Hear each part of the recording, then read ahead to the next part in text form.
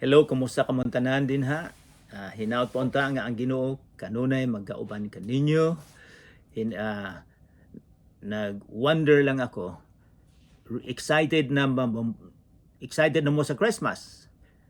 Sa Pilipinas bisag sa Oktubre o September pa, daghan ng mga kanta, daghan ng mga advertisements sa radio, sa television may tungod sa Pasko. Usahay matingala lang ta unsa man ni gihimo ba nilang negosyo ang Pasko, ang pagkatao sa atong Ginoong Hesukristo.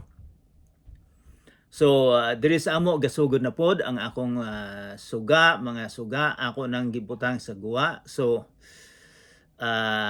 pero daghan na pog snow, bag-o lang kong nahuman sa pagpala sa mga snow. So sa dili pa kita magsugod atong hangyo ng Ginoo nga magauban ka nato karon. Amahan namong langit noon, daghan salamat nga sama sa gihapon kami makatuon sa imong balaang pulong.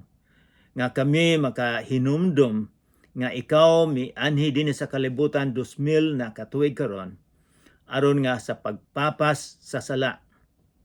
Kay dili namo mahimo nga kami ang makapasaylo kundili imo ning gihatag kanamo. Tungod kay ikaw nagpakamatay dito sa Kalbaryo. Ginoo, hinaot po unta nga kini ang mensahe sa among hunahuna, sa among kasing-kasing. Mahitungod karong Pasko.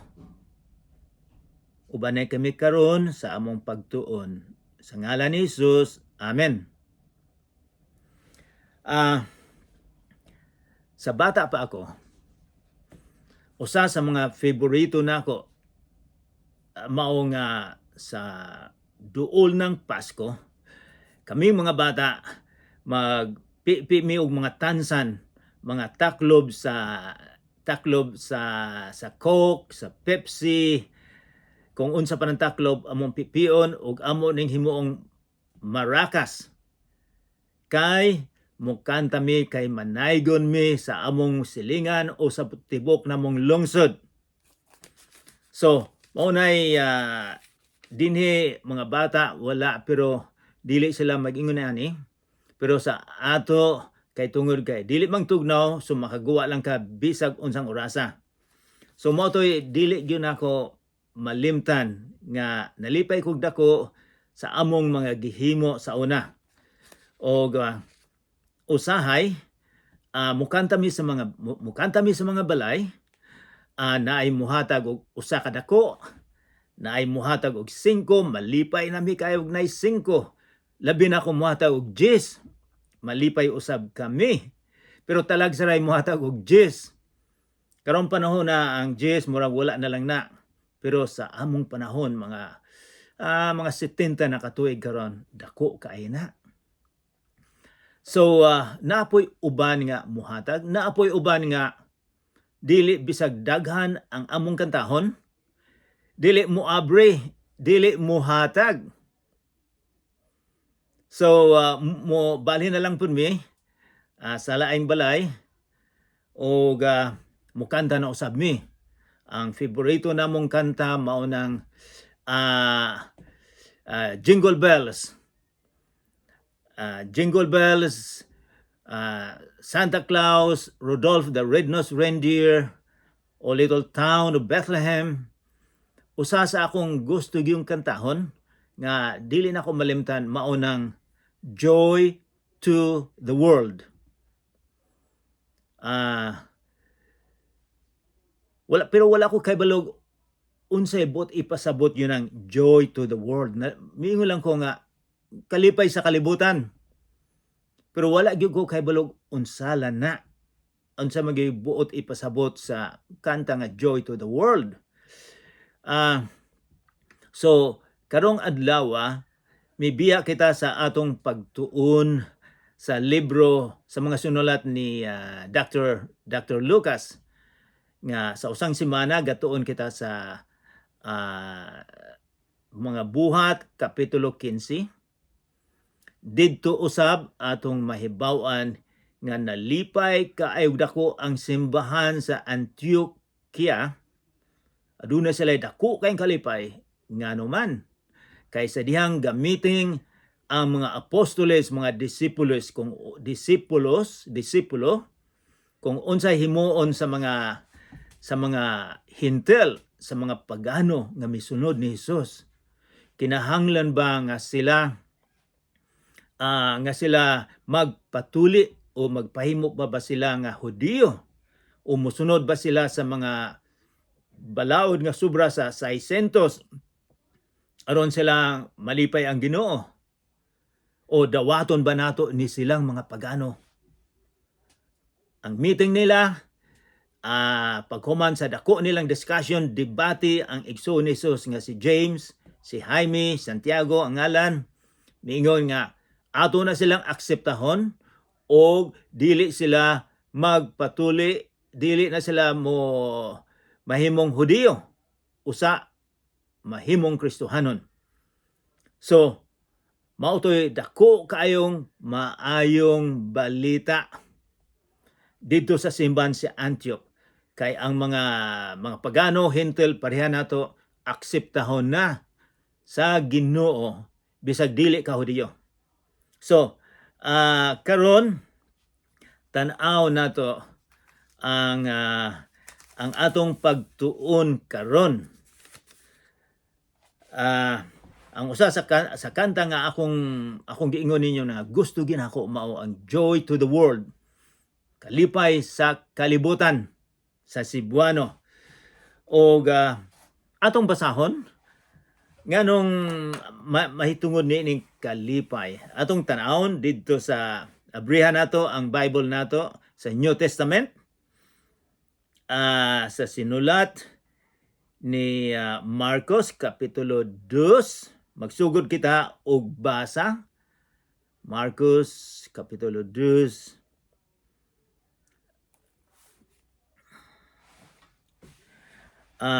Kapitulo 2, versikulo 4 hanggang sa 9. Okay. Versikulo 2, si Cyreno maoy gobernador sa Syria sa panahong gihimo kining unang pangpalista sa mga tao, census. Busa ang tanan miadto sa ilang tagsa-tagsa kalungsod aron pagpalista.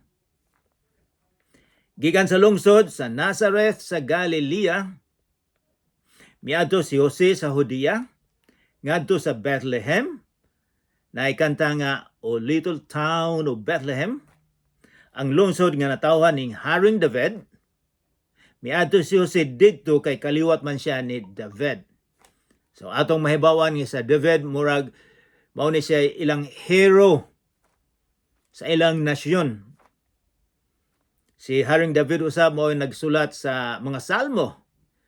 So miadto sila, versikulo 5, ang tuyo niya mao ang pagpalista sa uban sa iyang mga pangasaw-unon nga si Maria nga nagsabak ni adtong higayuna. Og samtang dito sila sa Bethlehem, miabot ang panahon nga nanganak na siya. Nanganak siya sa iyang panganay nga lalaki. Giputos niya ang bata sa panapton o gipahuluna sa usa ka pasungan kay wala na may luna sa balay nga abtanan.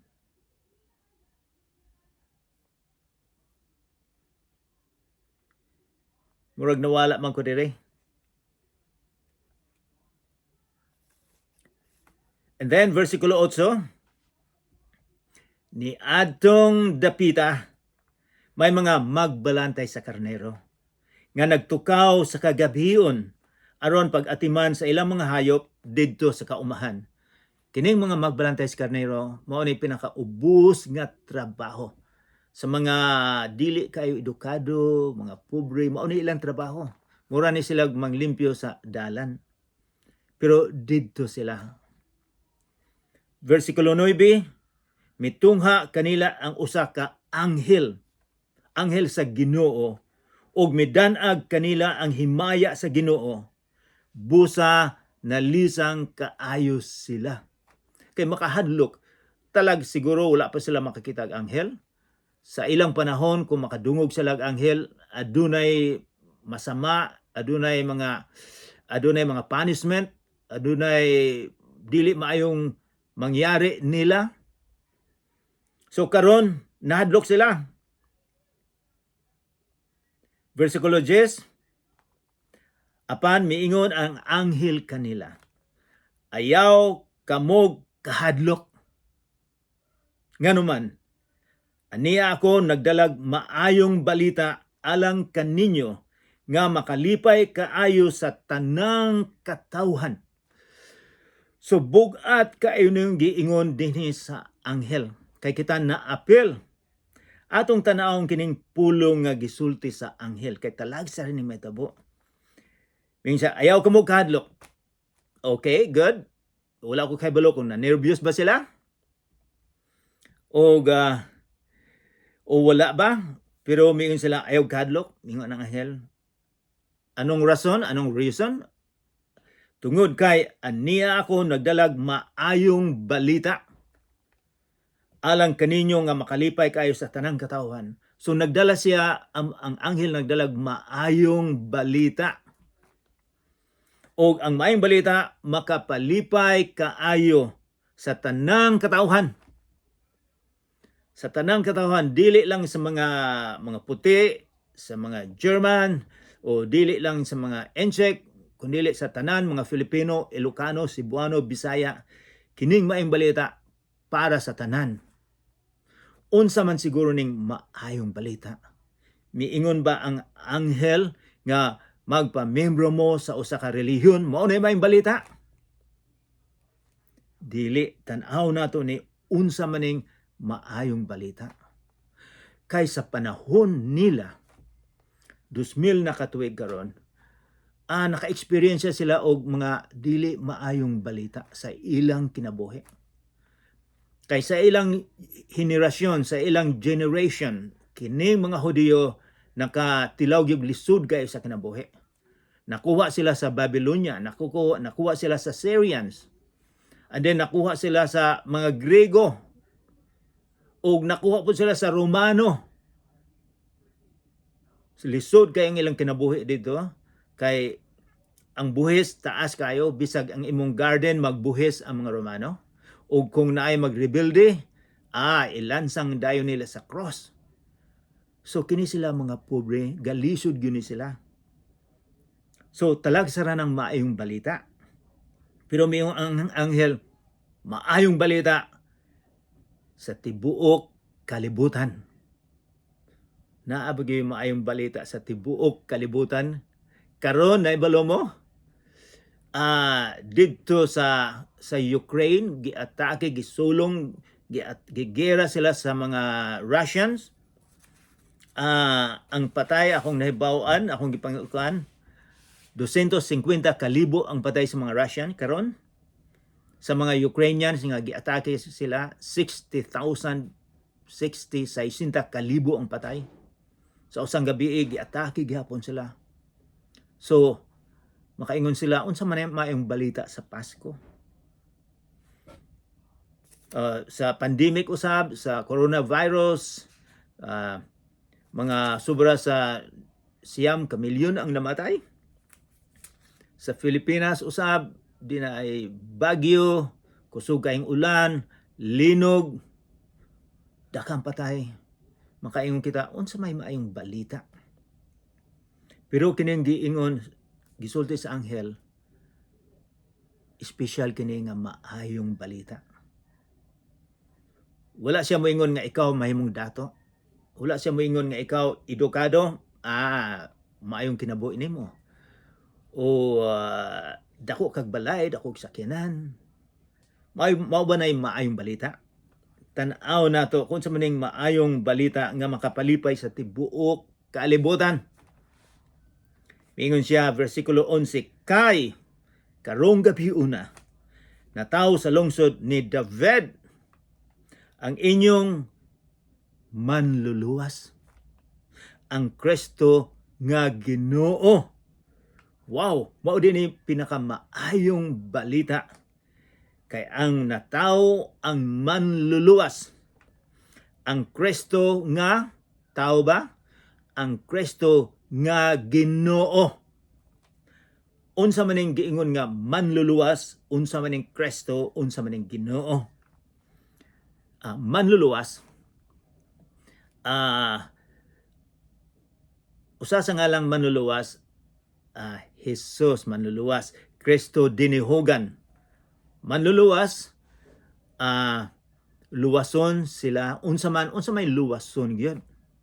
Sa ako nang giistorya nga kanang mga mamba, mga poisonous, mga lalang nga mga sawa, mga cobra, ang poison, peligro mamatay ka.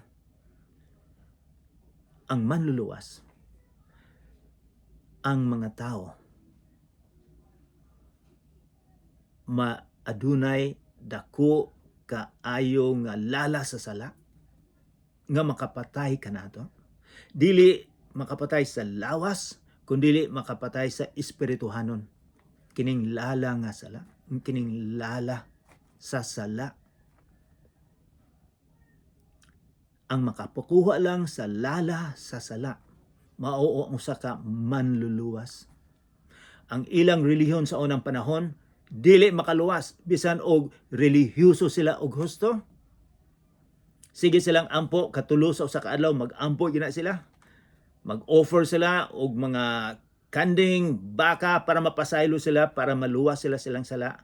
Apan dili diay. Ang makapaluwas kanila, mao kining gi-announce nga si Kristo nga natawo si Jesus. Nga mao'y magpakamatay dito sa Kalbaryo. Aron nga ang lala sa sala mawala. Mao ni maayong balita. Wala kay gihimo. Mao na giingon nga pagtuo, pagsalig, pagsandig, kundi grasya sa Ginoo. Sa endako kaayong gugma. Kay kuha niyang sala, mura lang ni siya og siya ang nagpapaak sa cobra, sa mamba, aron nga ang poisonous, ang poison, ang lala makuha, maanha niya siya ang magsakripisyo aron nga kita maluwas. Mao nay mangluluwas sa simpleng pagasulti. So maayo ning kayong balita sa tanan, dili lang sa mga relihiyoso, kundi sa tanang mga tao kung mosalig kita ni Kristo. So di ba maayo ng balita? Mao kini ang inyong ilhanan. Makaplagan ninyo ang usa ka bata nga giputos sa panapton ug naghigda sa pasungan. Og kalit mituha usab ang uban sa anghel, ang usa ka dakong panon sa mga anghel sa langit nga nag-awit og mga nagdayeg sa Dios. Nag-awit, nagdayeg sa Dios. Hain man yun ning gikan sa ako nang giingon may tungod sa favorito na akong kanta, ang Joy to the World. Sa ako nagiingon nga ako sentunado ko kay husto sa una makakanta ko, pero karon pag mukanta ko ang suga na mo mapalong, kung na siguro ok diri manglokso kay yabag ko kayo. Pero ato pong hinumduman nga dili kuhaon sa Ginoo, dili tanggapon sa Ginoo, dili tungod kay ikaw maayo ang tingog nimo, kung dili unsa ang kondisyon sa imong kasing-kasing nga gadayeg ka. Na may daghang ubang mga tao nga maayo mo kanta, pero kinasing-kasing ba na? So atong tan-awon kanang Joy to the World karong adlaw, akong tan-awon nga unsa man ang kanang kanta nga Joy to the World. Kining Joy to the World, mga 200 na katuig karon, usa ka tawo dito sa Inglaterra, si Isaac Watt, usa ka writer, usa ka poet,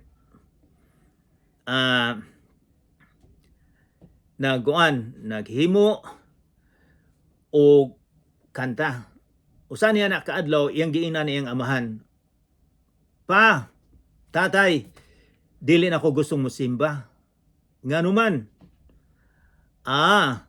Ang atong music din sa simbahan boring. Makatulog ko. Dili maayo. Naabanay sa imong usay makaingon ka ba na nga, ang kanta nato dili maayo makatulog. So mingon na iyang papa, kung dili ka gusto sa music nato sa simbahan, mag-compose ka, maghimo ka kanta nimo. So kada semana magkuan siya, maghimo siya og kanta sa 2 ka tuig. Usa sa kanta nga iyang nahimo, poet siya, mao ang Joy to the World. Sa unang panahon sa ilang lugar, mga 200 ka tuig karon, ang mga tao nagustuhan nila. Pero ang mga dako-dako sa ilang reliyon, dili gusto ang mga British, ang mga English. Kay kining mga English, kung bisan sa akong pag-adto nako sa London, sa Inglaterra, mga, mga 50 na katuig karon, misimba ko sa usa ka simbahan, silang tanan, seryoso kaayo. Dili mo katawa. So, kining mga British sa unang panahon, kung magsimba ka, murag Bernes Santo. Seryoso gud ang naong. Pero ang kanta ni Isaac Watt, maayo man kaayo, makapabuhi man og patay. So wala gyud niya gi-design sa Pasko, pero gikuha niya ni sa sinulat ni Haring David sa Salmo 98. So pagka nahimo pong popular kayo, mao ni kanang Joy to the World, mao ni gikan ni sa sinulat ni Isaac Watts nga 200 na katuig karon. So iyang gikuha ni sa akong gingon Salmo 98. Atong basahon kanang sinulat ni Haring David para mahibalo kita unsa man ang Joy to the World. Ito gikan ni Salmo 98. Sa Cebuano, pag-awit nga malipayon. Mga kining pulong nga malipayon sa Biblia, mga sobra sa 400 ka pulong nga giingon malipayon. So iyang pagsulat gikan ni Haring David, pag-awit nga malipayon ngadto sa Dios kamong tanang katawhan. Dayga siya pinaagi sa mga awit ug mga singgit sa kalipay. Dayga ang Ginoo, dinuyugan sa mga alpa. Pagtugtog ug huni, ginamit ang mga alpa. Patinguga ang mga trumpeta ug mga budyong ug singgit kamo sa kalipay. Atubangan sa Ginoo ang atong hari, paghugyaw, dagat ug ang tanan nga anaa kanimo. Pag-awit o yuta ug ang tanan nga nagpuyo kanimo. So mao ni gisulat ni Haring David nga gikutlo niya. Dinhi importante kayong giingon ang inyong hari. Paghugyaw kamo, mingon siya kanang sa mga dagat ug tanan nga anaa kanimo. Pag-awit, bisag kinsa, mingon siya, tungod kay kini ang Ginoo, mag-awit kamo. O yuta, ug ang tanan nga nagpuyo kanimo. So mingon siya, daygo nato, magkanta ang tanang mga tao tungod sa atong Ginoo. Mingon siya, pakpak, mga suba. Pag-awit nga malipayon sa atubangan sa Ginoo, kamong kabunturan. Kay moani siya aron paghukom sa kalibutan. Hukman niya ang tanang katawhan subay sa hustisya ug kamatuoran. So sa versikulo 13, ang ang magsusulat sa himno si Haring David, miingon nga adunay maghuhukom. Kini ang bot ipasabot pagka balik ni Jesus sa ikaduha niyang pagbalik. Nga si Jesus maghukom. Hukman niya ang tanang katawhan. Walay pinili, hukman niya pagbalik niya. Subay sa hustisya ug kamatuoran. So mauni kanang kanta nga Joy to the World, dini gikuha ni. Dini ang dako kayong nga gisulti diri nga kanang kabungturan, mga tao nga mga sapa, kung unsa pa nang gihimo sa Ginoo, maglipay mo. Kanang mga tao nga dinhi sa kalibutan, maglipay mo. Og naapoy naay malipayon, og naapoy dili malipay. Kay mingon siya, pagbalik ni Jesus, hukman niya ang tanang katawhan. Ikaw ako hukman nila ta. Ikaw ako hukman. Aduna pa may hustisya ug kamatuoran. Kanang hustisya, siya ang pinaka-perfect nga judge. Kay buluta nga adunay judge nga dili maayo, naay maayo usab. Kini siya hustisya. Nganong maayo ang Ginoo nga judge, makita niya unsay sulod sa imong kasing-kasing. So, maunay dito sa Salmo 98. Kanang joy to the world, gikan na sa Salmo 98. Karon akong gilantaw usab nga adunay translasyon gikan sa English, kanang joy to the world, sa Binisaya. So akong gilantaw. Mauni translasyon. Magmalipayon ang tanan. Gusto na akong taning kantahon pero dili ko mantigong mo kanta. Joy to the world, magmalipayon ang tanan. Maulang na, di na ako dagdagan pa kay basig mga tawa mo. Pero mauni giingon translasyon gikan sa Joy to the World nga Cebuano. Magmalipayon ang tanan. Karong Pasko miingon siya, bisag lisod ang kinabuhi nato. Magmalipayon ang tanan. Nataw na si Jesus. Andamon ang tanan karon, pagdawat man sa hari. Mag-awit ang tanan, ang yuta ug langit man, mag-awit ang tanan. Sumingon siya, ang tanang mga tao mag-awit, magmalipayon ug bisan dito sa langit. Magmalipayon ang tanan, naghari si Jesus. Si Jesus, kadaghanan nato maglantaw, bata lang siya. Bata. Dili si Jesus, nagdako na siya, nagpakamatay sa inyong sala, sa akong sala. Ug mobalik ni si Jesus sa paghukom kanatong tanan.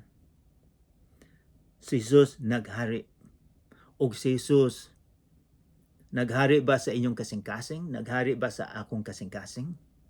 Ang pinaka-importante ba sa akong kasing-kasing sa kinabuhi mao ba si Jesucristo, pagdaig niya, pag-alagad niya? Naibalo ko nga ma-enjoy usab nato kanang mga material things. Kanang mga kwarta, mga sakyanan, dako kayong balay. Pero naghari ba si Jesus sa imong kasing-kasing? Mao nay pinaka-dako kayong pangutana karon sa Pasko. Siya bang hari sa imong kasing-kasing? Ikaw lay makatubag niini. Magmalipayon ang tanan kay naghari si Jesus. Ang mga bukid ug walog, ang kapatagan man usab. Sa mag-awit, mosabot sa awit, mosabot sa awit. So, ang mga creation, mga nature, mga bukid, mga sapa, mga kapatagan, miingon siya, mag-awit, magpasalamat. Mga tao nga naa din na mag-awit, nga malipayon tungod kay Jesus, kay ang manluluwas miabot na.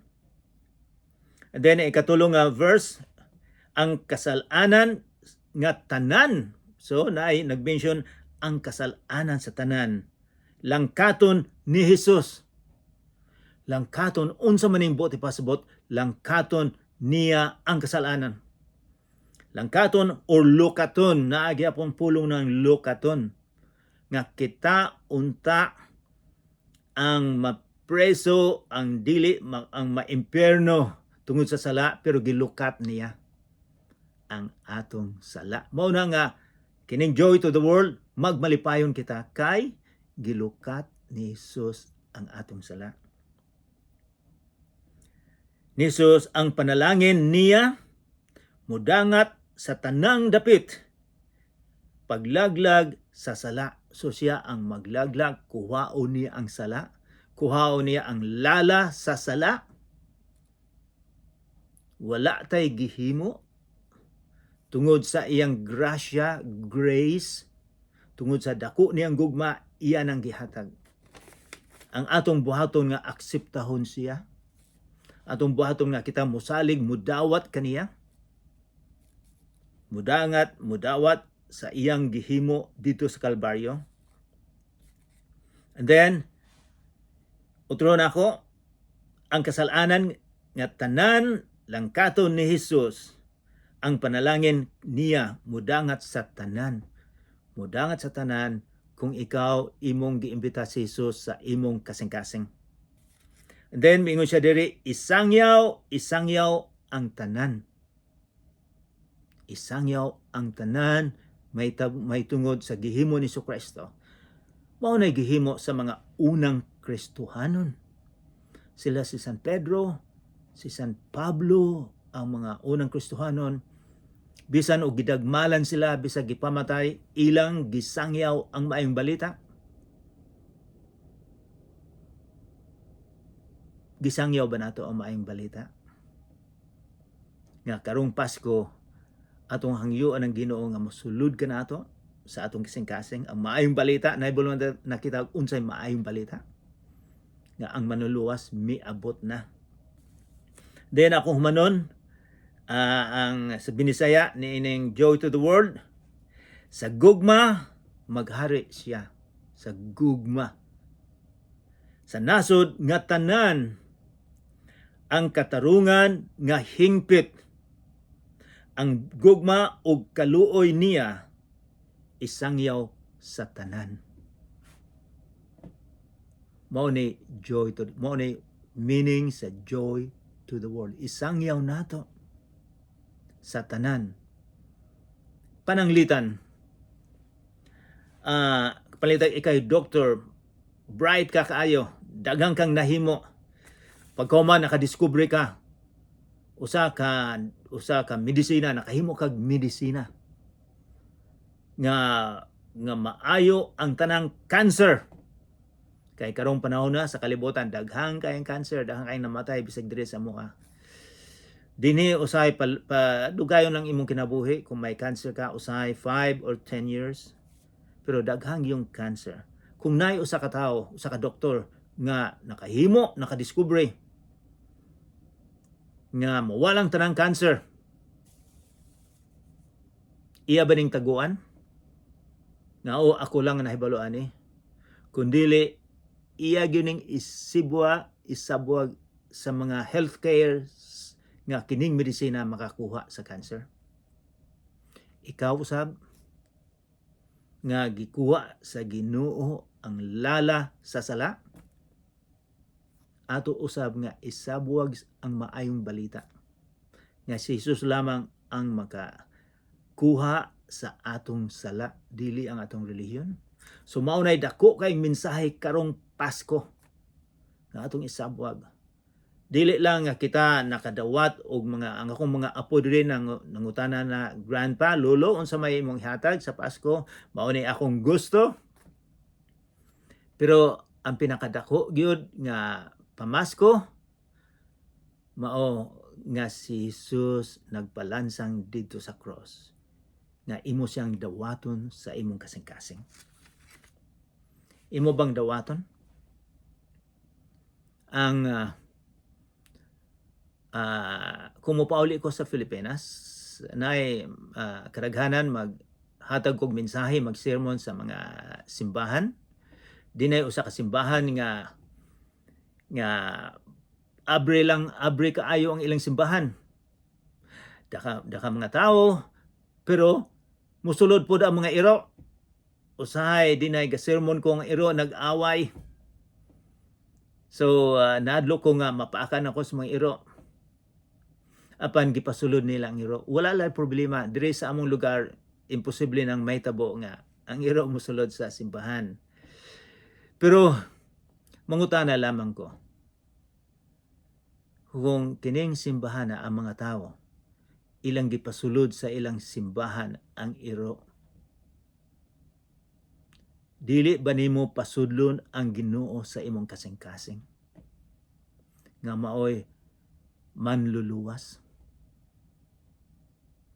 Nagaampo ako nga atong pasudlon karong Pasko, atong pasudlon ang atong Ginoong Hesukristo nga mao'y magdumala kanato sa atong kinabuhi. Mao na'y pinakadakong joy to the world. Magmalipayon ang tanan. Daghang salamat.